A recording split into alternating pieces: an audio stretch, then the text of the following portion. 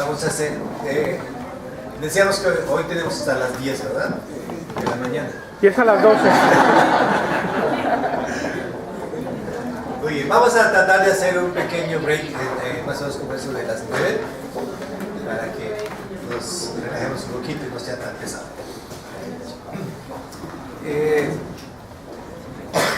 Bueno, ya vimos dónde está la base para todo lo que va a suceder, para todos los eventos. Cuando estamos hablando de lo que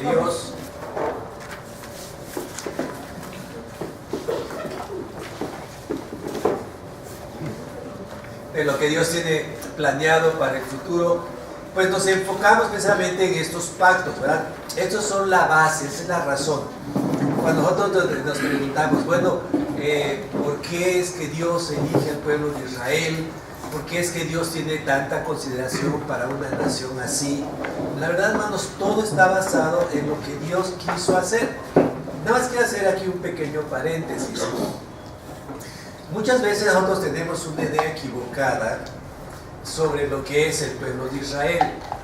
Y en ocasiones pensamos del pueblo de Israel como la nación escogida por Dios. Y a veces nosotros tenemos la idea de que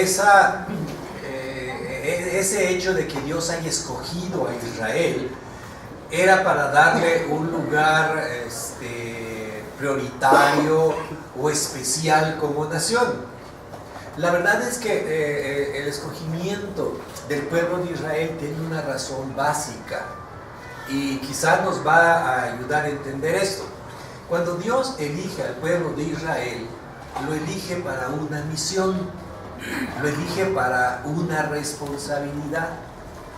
En realidad, el pueblo de Israel fue creado por Dios de manera exprofeso para ser una nación misionera. El propósito que Israel tenía como nación era el propósito de llevar el conocimiento de Dios a todo el mundo. Si ustedes observan, hermanos, esto es lo que Dios quería hacer y por eso los eligió, por eso los formó. Ellos tenían la responsabilidad de llevar a Dios a esas naciones paganas. Cuando Abraham llegó a Canaán, lo primero que hizo es empezar a proclamar el nombre de Dios. Cuando Israel nace con ese objetivo. Por eso es la nación escogida. Esto nos hace pensar directamente en algo que nosotros también somos como iglesia. Nosotros dice que somos nación santa, pueblo escogido por Dios. ¿Pero para qué? Para anunciar las buenas nuevas de Dios. ¿A dónde? Al mundo entero. ¿Sí? Entonces observen ustedes, hermanos, ¿no?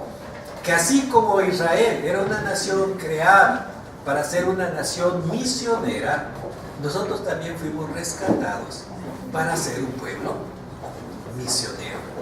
Llevar el evangelio de Dios a todas las naciones. Si ustedes observan, hermanos, muchas veces nosotros como iglesia perdemos ese objetivo, ¿sí? Y nos convertimos en una iglesia que se centra en ella misma. Somos eclesiocéntricos. Creemos que nosotros como iglesia estamos creados simplemente para engordar, o sea, para hacernos más grandes. Pero nunca vemos que el número nos puede hacer fuertes para desarrollar la misión misionera, la obra misionera. ¿Qué es lo que el Señor Jesucristo le dijo a sus discípulos? Mateo capítulo 28. Por tanto, id y haced discípulos a todas las naciones. Y ese es el objetivo que realmente tenemos nosotros como iglesia. Hermanos, yo quiero que lo captemos bien, porque precisamente eso es lo que Dios quería del pueblo de Israel. Y vamos a ver cómo en el futuro esto vuelve a suceder. Dios va a tomar al pueblo de Israel para convertirlo en una nación especial que proclame su evangelio, ¿sí? Hacia allá va todo lo que va a suceder en el futuro. Bien, ahora, ¿cuál es el plan que Dios tiene para el pueblo de Israel? Aquí lo que vamos a ver, lo que quiero entrar ahora, es a que veamos un cronograma de los eventos que Dios tiene para Israel. Un cronograma es más o menos un calendario, una agenda que Dios quiere cubrir a través de la cual Dios va a trabajar. Esta línea del tiempo la vamos a encontrar básicamente en el libro de Daniel. Si ustedes, todos los pasajes van a aparecer ahí en la pantalla, pero si quieren checarlos en sus Biblias con toda confianza pueden hacerlo. He elegido ahí los textos claves para que nosotros nos guiemos por ellos. Tenemos aquí el mapa del tiempo. Este cronograma que encontramos ahora aquí en Daniel es lo que algunas personas, algunos teólogos han llamado el tiempo de los gentiles, por la cita que hace el Señor allá en Lucas capítulo 21, 20 al 24. El tiempo de los gentiles es ese periodo de tiempo cuando el pueblo de Israel se encuentra bajo el dominio de los gentiles. Por eso se le llama el tiempo de los gentiles. Los gentiles son los que no son judíos. Durante muchos años el pueblo de Israel ha tenido que vivir bajo el dominio de otras naciones. Daniel precisamente nos habla de eso y vamos a encontrarlo en diferentes capítulos. Por lo menos el resumen lo vamos a encontrar en 3 capítulos de Daniel. El primero de ellos es el capítulo número 2. Creo que todos han leído Daniel capítulo 2. Ahorita precisamente acaban de pasar esta semana en History, me parece, en History 2, acaban de pasar toda la serie de la Biblia, y creo que ese fue uno de los episodios que pasaron, me parece que anteayer, que es el episodio de Nabucodonosor, en donde tiene, en primer lugar, en la visión de los 4 reinos. En capítulo 7 aparece una visión que se ha conocido como la visión de las 4 bestias y que representan a los mismos 4 imperios del capítulo 2. Y luego en capítulo 8 aparece la visión del carnero y del macho cabrío, que representa la venida de los imperios medo-persa y griego, que nos van a llevar hasta durante el tercer año del reinado de Belsasar. Esos 3 capítulos en realidad son capítulos que cuando los leemos nosotros estamos leyendo historia, ¿sí? Así que nos va a ser muy fácil seguirlos, pero vamos a encontrar como esos 3 capítulos nos van a llevar hacia un punto en donde la cosa va a empezar a cambiar y ya no va a ser simple historia, ¿sí? El primero de ellos, que es el capítulo 2, es el que habla de la descripción de los reinos futuros. Ahora, ¿dónde empieza todo? En este capítulo nos encontramos a Daniel, más o menos ahí, por el año 605, 530, cuando el imperio babilónico de Nabucodonosor había tomado control de todo el mundo. Aquí tenemos a Daniel, y de pronto encontramos que Nabucodonosor tiene un sueño.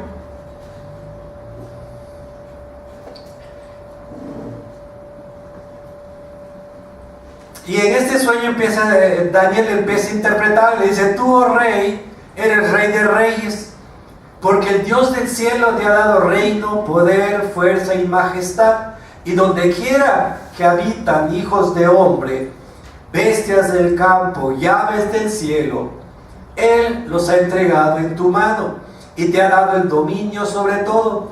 Tú eres aquella cabeza de oro. Daniel tuvo esta visión de esa estatua grande con una cabeza de oro. Dice, la primera, luego en capítulo 7, cuando habla de las bestias, dice: la primera bestia era como león y tenía alas de águila, y estaba mirando hasta que sus alas fueron arrancadas y fue levantada del suelo y se puso en yesta sobre los pies a manera de hombre, y le fue dado corazón de hombre. Empezamos a observar entonces con esta esta primera visión, empezamos a encontrar el primer imperio que iba a dominar sobre este mundo. ¿Cuál es este imperio?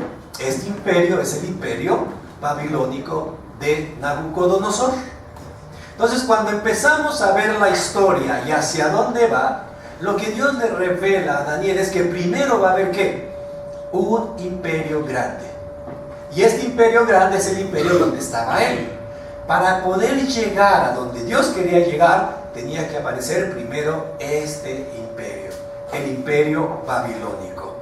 Después de esto, vino a venir otro imperio, que era el imperio medo-persa. Este imperio medo-persa lo encontramos en el año 558 hasta el 529. Dice en la escritura, y después de ti se levantará otro reino inferior al tuyo.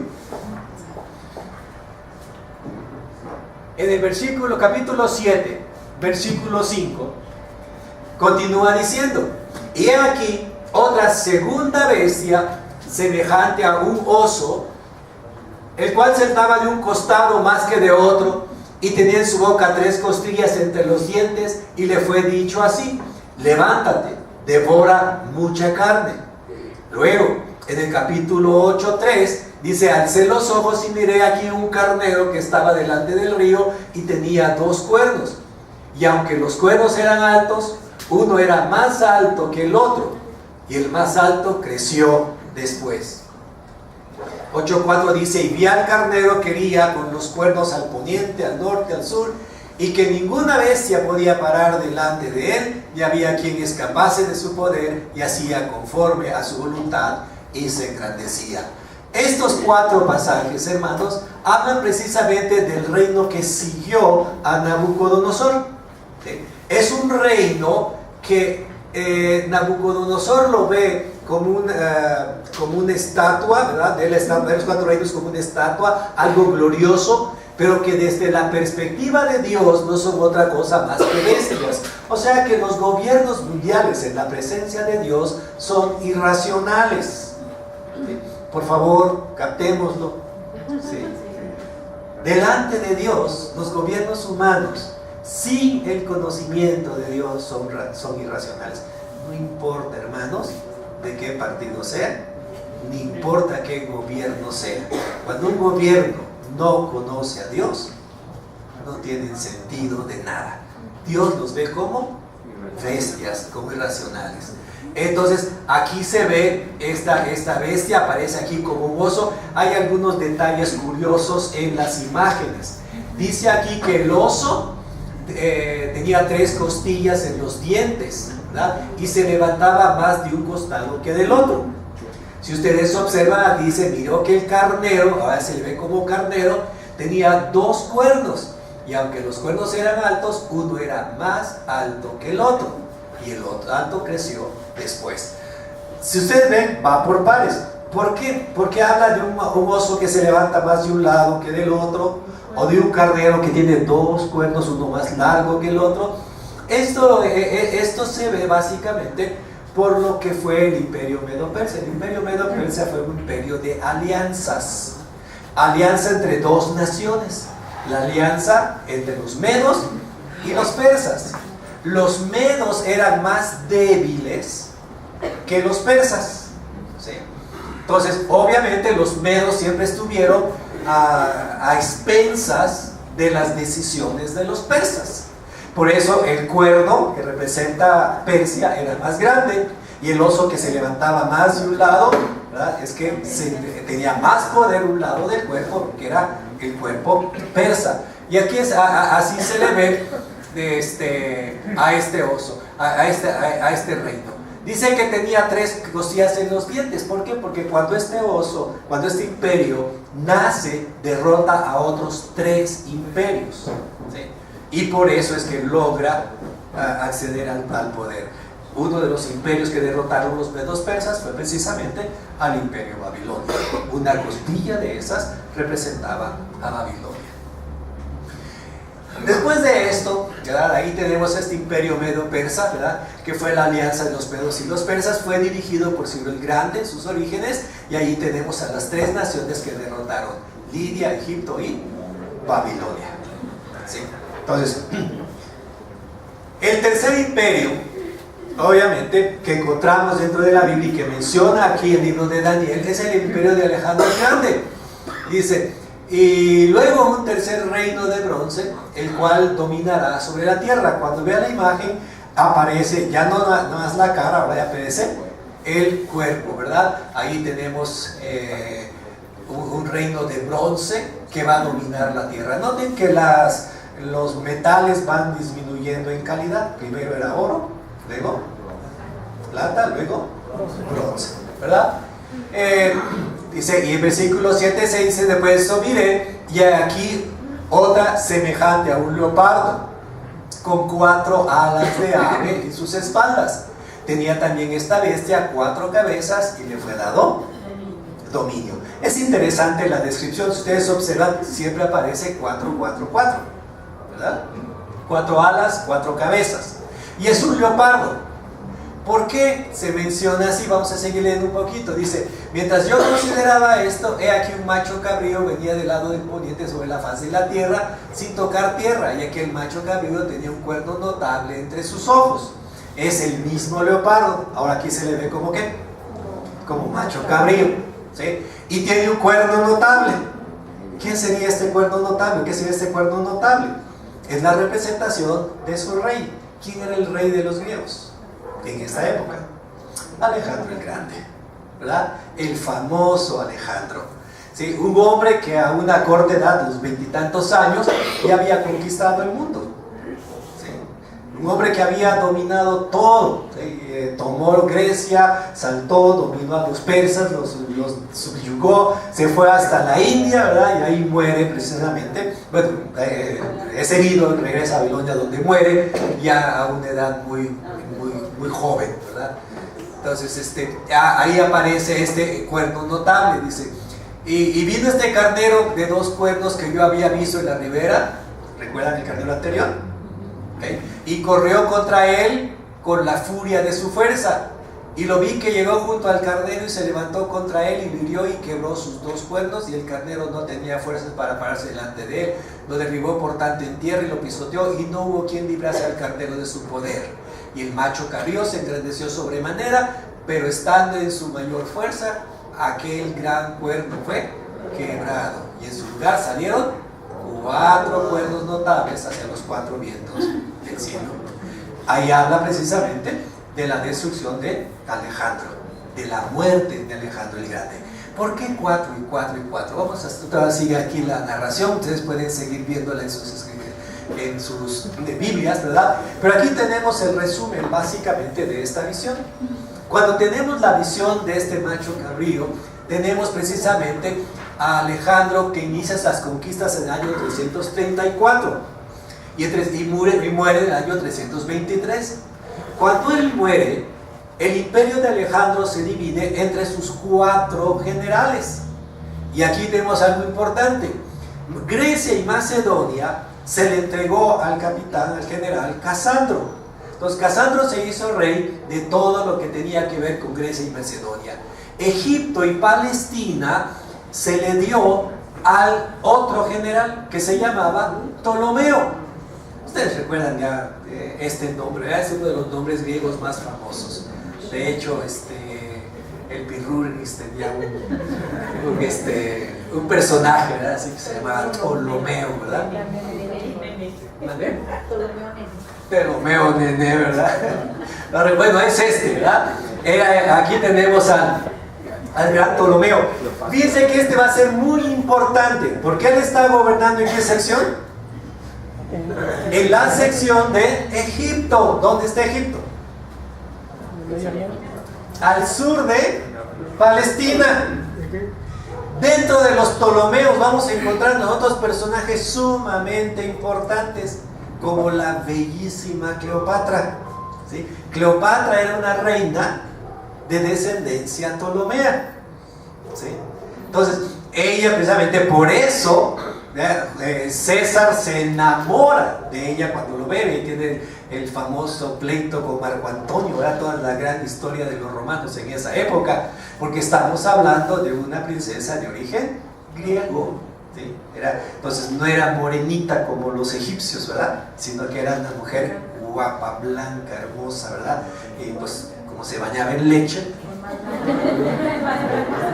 más blanca se ponía, salía cremosita. Entonces, ahí la tenemos. Este va a ser un personaje muy importante. Esta es una zona muy importante. Después de esto tenemos Tracia, y parte de Asia Menor le fue dada a Lisímaco. Entonces ya más allá al norte se le da a Lisímaco, pero la zona de Siria y Medio Oriente se le da ¿a quién? A Seleuco. Ahora noten, Medio Oriente, o sea Siria y Palestina, están bajo los Seleucidas, mientras que Egipto y Palestina están bajo los Ptolomeos. Estos dos personajes, estas dos familias, a lo largo de la historia van a tener pleitos tremendos, porque siempre van a estar peleando entre ellos para ver quién domina esa tierra. Fíjense, las guerras en Palestina, hermanos, no son de ahora, ¿sí? Ya en este tiempo existían. ¿Por qué era importante en aquel tiempo Palestina? ¿Y por qué tanto pleito entre los Seleucidas y los Ptolomeos? Porque básicamente Palestina era el paso de todo el comercio de Oriente hacia el África, ¿sí? Si vemos un mapa, aquí tenemos el norte de África, ¿sí? Que es Egipto. Después un poquito para acá tenemos la península de Sinaí, y subiendo un poquito tenemos Palestina. Y después de Palestina está Turquía, y de allá nos vamos para Persia, la India y la China. Entonces todo el comercio tenía que pasar ¿por dónde? Por Palestina, ¿sí? En aquel entonces el comercio entonces era sumamente importante. Ahora es el petróleo, ¿verdad? Pero noten, esto era el problema de aquel entonces. Y hubo una ocasión cuando un rey seleucida se casó con una reina ptolomea, ¿sí? Y en dote el rey seleucida le da Palestina, como la dote. Así, te la dejo. Jerusalén, es tuya, te doy como dote. Entonces se casaron infelices de la vida. Pero muere ese rey, viene su hijo y dice, no, nada que, vuelva para acá. Y va a empezar una guerra ahí que va a ser una guerra desgastante. Una guerra más o menos allá por los años 300 antes de Cristo, que va a dar origen a todo un movimiento grande dentro de Palestina. Este rey seleucida se llamaba Antíoco Epífanes. Antíoco Epífanes viene entonces para retomar Palestina y llega precisamente hasta Egipto peleando contra los Ptolomeos, pero es derrotado. Y cuando es derrotado regresa enojado a Palestina y la remete contra los judíos.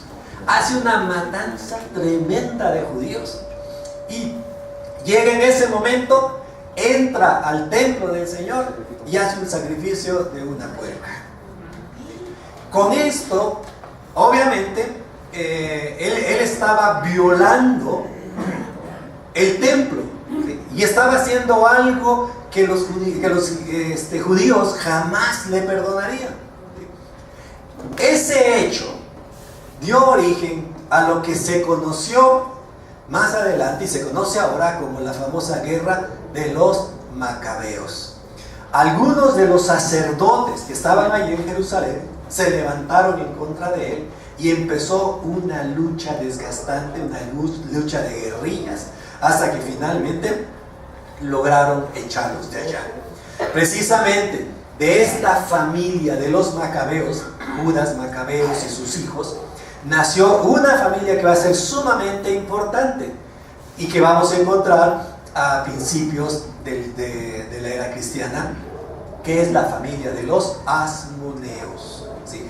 Y los asmoneos son los que van a ser los herederos precisamente del gobierno y del sacerdocio dentro de Israel. Pero todo vino a través de esta gran lucha provocada por Antíoco IV o Antíoco Epífanes, ¿sí?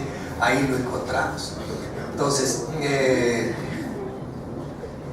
ahora, este es el tercer imperio que encontramos. En este tercer imperio nosotros vamos a encontrar a Antíoco Epífanes mencionado en estos pasajes de manera profética, ¿sí? Todo esto no había sucedido cuando Daniel escribió el libro y cuando recibe esta información. Antíoco Epífanes gobernó en el año 175 a 163 y en 168 es cuando invade Egipto y arremete contra Jerusalén, profanando así el templo y ejecutando a miles de judíos. Y nace con esto la guerra de los macabeos. Este fue el tercer imperio que vamos a encontrar. ¿Cuántos imperios llevamos hasta ahorita mencionados?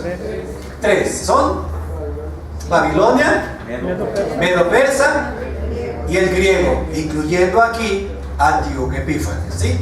Ahora vamos a entrar a un cuarto reino dentro del plan de Dios. Recuerden, para nosotros esto es historia, pero Daniel lo está viendo ya a futuro. Daniel nada más vivió en el imperio babilónico, él no vio parte del imperio medo-persa cuando llegaron, ¿verdad? Pero ya no vio al imperio griego y mucho menos el imperio que vendría. Ahora yo le he llamado a este el imperio romano. Sin embargo, tenemos que reconocer que cuando estudiamos este imperio, vamos a encontrarnos con que es un imperio que no está limitado exclusivamente al imperio romano, sino que tiene conexiones futuras que todavía nosotros no podemos distinguir. Es decir, es un reino que, aunque es historia, de esa historia, como el ave fénix, ¿verdad?, de las cenizas, van a salir ciertas cosas que van a impresionar y a impactar la historia futura para nosotros. Observemos aquí, perdón, en este cuarto reino dice: y el cuarto reino será fuerte como hierro, y como el hierro desmeduza y rompe todas las cosas, desmeduza y quebranta todo. Y lo que viste de los pies y los dedos en parte de barro cocido de alfarero y en parte de hierro, será un reino dividido. ¿Por qué dividido? Porque se da en alianzas. Así como no se mezcla el barro con el hierro, así son las alianzas, ¿sí? Ustedes saben qué pasa con las alianzas políticas, ¿sí? Se rompen con mucha facilidad, ¿verdad? Entonces, en tanto convenga, pues se maneja, ¿verdad? Tenemos varios casos en la historia, como la alianza de Bin Laden con los Estados Unidos. ¿En qué terminó? En una guerra y en la muerte de Bin Laden, ¿verdad? Pues es una alianza política, ¿sí? Entonces aquí tenemos, eso es lo que va a pasar, es un reino hecho por alianzas. Dice: mas habrá en algo de la fuerza del hierro, y así como el hierro mezclado con el barro cocido. Y por ser los dedos de los pies en parte hierro y en parte de barro, el hierro será en parte fuerte y en parte frágil. Así como viste el hierro mezclado con barro, se mezclarán por medio de alianzas humanas, pero no se unirán el uno con el otro, como el hierro no se mezcla con el barro, ¿sí? Lo único que interesa es la alianza. ¿Cuántas alianzas políticas tenemos? Montones, ¿verdad? Por eso estamos como estamos. Que el PRI con el verde, que el PAN con el PT, que el PT con el PRI, que el PAN con el PRI. Y uno dice: bueno, pues ¿de qué se trata? ¿Verdad? Y eso es precisamente lo que pasa dentro de este imperio, todo mezclado por alianzas. Entonces, después dice acá: después de esto miraba en las visiones de la noche. Aquí tiene la otra visión Daniel cuando lo ve como bestia. Dice: una bestia espantosa y terrible llegara a manera fuerte, la cual tenía unos dientes grandes de hierro, devoraba y desmenuzaba, y las sobras hollaba con sus pies, y era muy diferente de todas las bestias que vi antes de ella, y tenía 10 cuernos, ¿verdad? Entonces, es una alianza ¿de qué? De 10 naciones, ¿sí? Eso es lo que está viendo aquí Daniel. Una bestia, un reino que es espantoso y terrible. Esa es la manera de describirlo. O sea, nunca hemos visto una nación así. Nunca hemos visto un poder como este. ¿Sí? Simplemente es espantoso y terrible.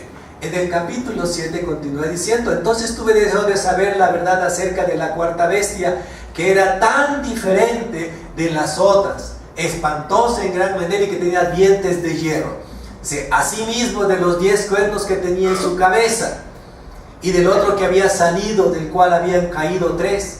Y este mismo cuerno tenía ojos y boca que hablaba grandes cosas, y parecía más grande que sus compañeros. Y veía yo que este cuerno hacía guerra contra los santos y los vencía, hasta que vino el anciano de días y se dio el juicio a los santos del Altísimo, y llegó el tiempo y los santos recibieron el reino.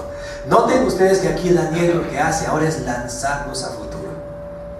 Empieza con una nación que, si lo tomamos cronológicamente, obviamente después de Grecia vendría ¿quién? Roma, lo sabemos, ¿verdad? Por el año 100 y pico, ¿verdad? Nace el Imperio Romano, desaparece el Imperio Griego. Sin embargo, observamos aquí que este imperio nos lleva hasta qué época. Toca precisamente lo que hizo Antíoco Epífanes, ¿recuerdan ustedes? Pero no solamente eso, sino que además de eso nos lleva hasta el día cuando Dios juzga a todas las naciones. O sea, ¿qué tiempo nos lleva? Nos lleva directamente hasta el futuro, hasta el reino mesiánico. Nos lleva hasta el punto cuando Dios ya juzga al mundo entero. Entonces, fíjense cómo en cierta manera lo que tenemos aquí es la visión de una nación que viene a ser prototipo de una nación futura, de una nación que vendrá, de una nación que se va a formar a través de alianzas, una nación que va a dominar al mundo entero, una nación que no va a tener misericordia ni piedad de nada, que va a hacer lo que es su soberana voluntad. Y una nación que va a estar gobernado, como vemos aquí, por un cuerno dominante. Es decir, que va a haber un personaje dominante controlando toda la política de esa nación. ¿Hacia dónde estamos entonces, hermanos? Bueno, voy a ponerlo en términos que vamos a entender. Esa nación es la nación del anticristo. ¿Sí? Obviamente, Daniel no está hablando aquí del anticristo porque ni siquiera sabía de Cristo. Él sabía del Mesías, ¿verdad? Y sabía que iba a venir el Mesías. No sabía que iba a haber un personaje que se le iba a oponer. Daniel está viendo, esta nación la ve como un todo. Daniel no está viendo los segmentos que existen en medio de los eventos. Es como cuando nosotros vamos y de pronto vamos a la sierra, ¿verdad? Entonces, ¿dónde está el pueblo? Allí atrás de esa lomita. ¿Qué hay detrás de la lomita? Llega uno a la lomita, llega la bajadita, pero la otra lomita no la veíamos, ¿verdad? Y llegamos, y después nos vemos 2 lomitas, pero en medio de las 2 lomitas hay que un valle. A veces eso sucede en la profecía. Vemos los puntos, pero no vemos los valles, ¿verdad? Y Daniel a eso le pasó aquí, en esa profecía. Daniel no estaba allí, no era la intención de Dios revelárselo. Dios quería que supiera los eventos. Viene esta nación. Y así como vemos entonces la primera loma, que es el Imperio Romano, en realidad esa loma nos va a llevar ¿a qué? A un imperio mayor y más grande, que es el imperio del anticristo, cuando éste venga y tome poder sobre toda la humanidad. Va a ser un gobierno de carácter, usando términos ahora, global. ¿Sí? Es lo que vamos a encontrar. Un gobierno global centrado en este personaje que tiene ojos, este cuerno que tiene ojos y que habla grandes cosas. ¿Sí? No ha aparecido todavía, no lo tenemos, no especulemos, ¿verdad? No es ningún ninguno de los personajes que vemos ahora, ¿verdad? No es el Papa, nada de eso, no hay nada de eso, es un gobierno global futuro. Este imperio continúa diciendo, esta cuarta bestia será un cuarto reino en la tierra, el cual será diferente de todos los otros reinos, y a toda tierra devorará, trillará y despedazará. Y los 10 cuernos significan que de aquel reino se levantarán 10 reyes, y tras ellos se levantará otro, el cual será diferente de los primeros, y a 3 reyes derribará. Y hablará palabras contra el Altísimo, y los actos del Altísimo quebrantará, y pensará en cambiar los tiempos y la ley. O sea, su enfoque va a ser acabar con todo el sistema religioso de Israel, y serán entregados en su mano hasta tiempos y medio tiempo. O sea, 2 tiempos y medio. Pero se sentará el juez y le quitará su dominio, para que sea destruido y arruinado hasta el fin, y que el reino y el dominio y la majestad de los reinos debajo de todo el cielo sea dado al pueblo de los santos del Altísimo, cuyo reino es reino de eterno, y todos los dominios le servirán y obedecerán. Aquí fue el fin de sus palabras. En cuanto a mí, Daniel, mis pensamientos me turbaron y mi rostro se demudó, pero guardé el asunto en el corazón. Entonces aquí tenemos este cuarto imperio. Este cuarto imperio dentro del plan de Dios es un imperio, como ustedes pueden observar, terrible y poderoso. 10 gobernantes simultáneamente, un reino a base de alianzas. Corresponde a los 10 dedos de la imagen del sueño de Nabucodonosor. El imperio del cuerno pequeño de Daniel 7:8. Derroca a 3 reyes de la coalición, este cuerno pequeño, y controla política y religiosamente Israel por 3 años y medio. Ahora, cuando vemos esto, estamos viendo entonces el plan de Dios a futuro. Aquí está Daniel, año más o menos 520, pongámosle, ¿sí? Y dice, ¿qué va a pasar? ¿Qué es lo que Dios tiene para nosotros? Y Dios le dice, bueno, Daniel, lo que tengo es un plan. 4 reinos, ¿sí? El primero es en donde estás, Babilonia. El segundo, Medo-Persa, también lo vio. Por eso no se preocupó Daniel cuando los persas entraron. Cuando dominan ahí en el tiempo de Belsasar, recuerden la mano escribiendo en la pared. Ay, rey, no, dale todo esto a los que quieras tú. No, yo no necesito que me des nada. ¿Por qué? Porque sabía lo que iba a pasar. Sabía que entraba el segundo reino. Y después de esto vendría el reino. Y después de esto, el cuarto. El tercero fue el griego. ¿Y el cuarto? El romano. Pero es un romano con proyecciones a futuro, ¿verdad? El imperio romano solamente fue una representación de ese gran imperio que vendría. Ahora, ¿dónde estamos parados nosotros? En medio entre el griego y el romano. Pues estamos allí, ¿verdad? En ese, decimos, estaremos ya en ese imperio romano. Bueno, históricamente sí, ¿verdad? Pero proféticamente no. Es allí donde entra precisamente esa tensión nuestra, ¿verdad? Con respecto a la profecía. Porque no tenemos nada de lo que vemos aquí en la Escritura revelado.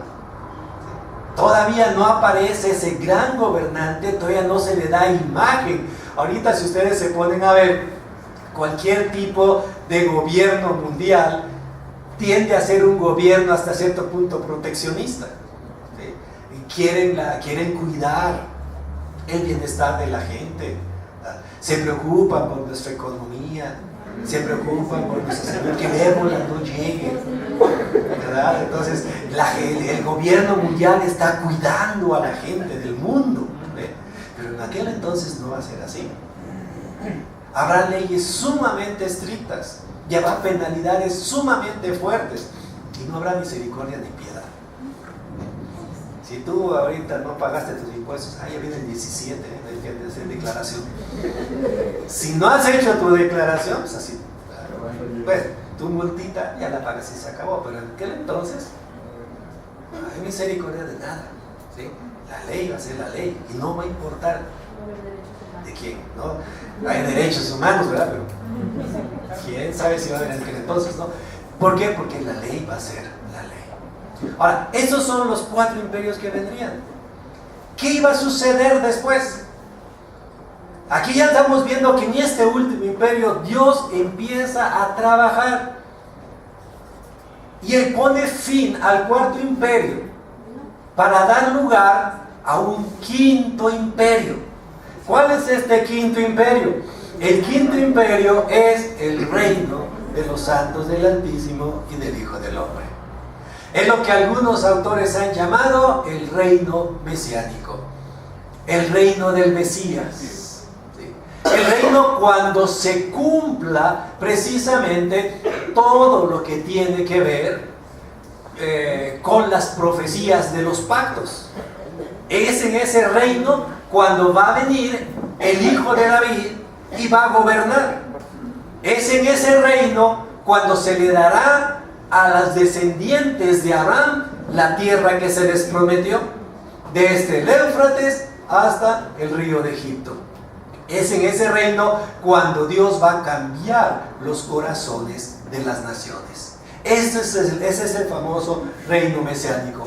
Observen aquí cómo empieza a mencionarlo Daniel. Se estuve mirando hasta que fueron puestos tronos y se sentó un anciano de días cuyo vestido era blanco como la nieve y el pelo de su cabeza como lana limpia. Su trono llama de fuego y las ruedas del mismo fuego ardiente.